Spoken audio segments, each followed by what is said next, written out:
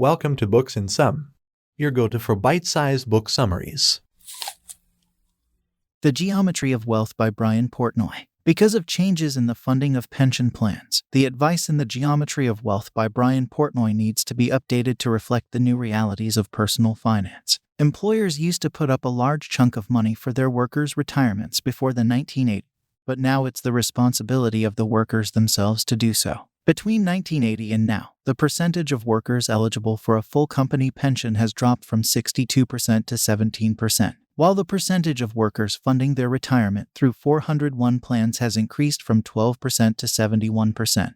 This has caused a lot of anxiety, as a survey conducted in 2017 by the Employee Benefit Research Institute found that only 1 in 5 Americans anticipate having enough money to retire comfortably. The most crucial information presented here is that attempting to self-fund retirement actually works against us because it reinforces our worst investment instincts. This is because people start hoarding cash when they feel financially insecure due to a recession.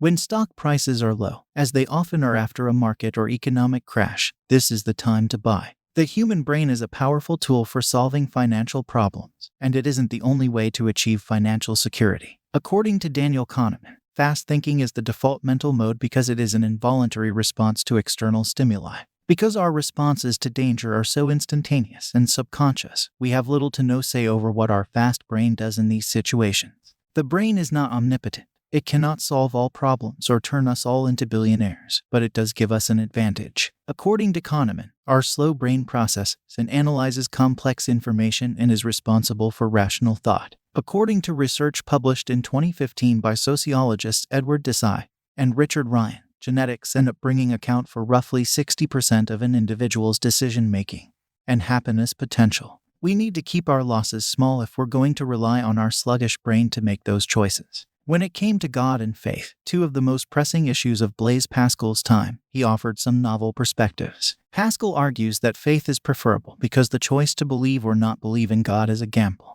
Reducing uncertainty is not only a rational approach to matters of faith, but also to matters of finance. Finding the sweet spot between risk and reward is the key to successful financial management.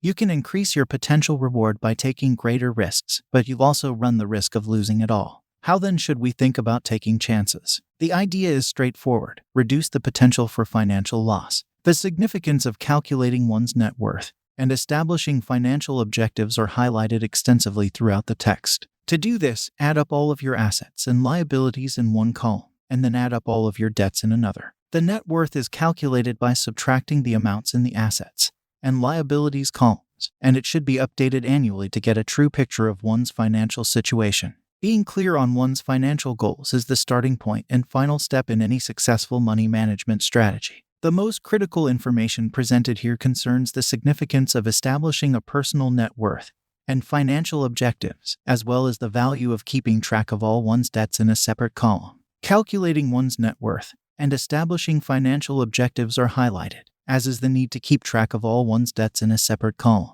The most pivotal points are the author's assertions that gratitude is essential to happiness and is also a skill that can be taught. Robert Emmons suggests counting your blessings and realizing that your success thus far is the result of more than just your own ability and efforts if you want to cultivate an attitude of gratitude. Learning to be thankful to others is an important catalyst for happiness and contentment, and humility is the bedrock upon which gratitude is built. Finally, Ignaz Semmelweis ponders a strange situation in a maternity ward in Vienna, Austria in the 1840s, where a doctor named Ignaz Semmelweis is pondering a strange situation in a maternity ward in Vienna, Austria in the 1840s. Women have a 1 in 10 chance of dying while giving birth in Semmelweis' ward, but only 1 in 25 while giving birth in the street. While Semmelweis was trying to come up with a solution, the obvious one presented itself. It was better to give birth outside of a hospital than to be treated by a doctor who hadn't washed his hands. To keep things simple, investors should remember to buy low and sell high, diversify their holdings, and stick to their investment strategy. Good investors realize that investing is not an exact science,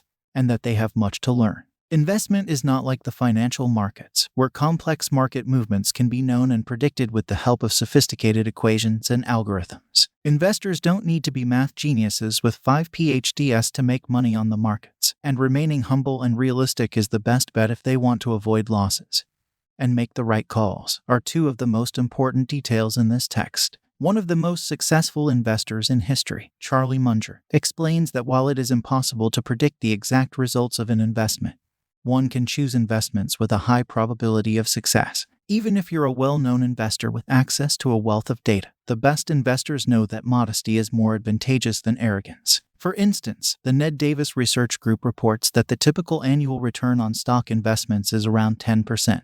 Average returns are slightly higher in the first 2 years of an investment because fluctuations in company performance have a greater impact in the short term than in the long term. The most critical information is that the average rate of return does not reflect the fact that the range of possible investment outcomes is unpredictable. It's impossible to predict which companies will thrive and which will fail, so it's crucial to spread your investments around to reduce your risk.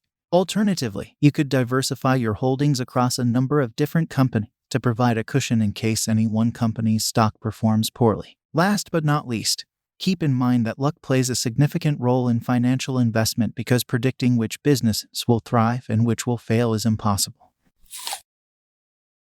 We hope you found this summary helpful in your listening journey. If you're interested in diving deeper into the topic or getting your hands on the whole book, be sure to check the description below where we've included links to the book and other related products that may be useful to you. Don't forget to hit that subscribe button to stay updated on our latest book summaries, and feel free to leave a comment with any suggestions or requests for books you'd like us to cover. Thanks again for tuning in and happy listening.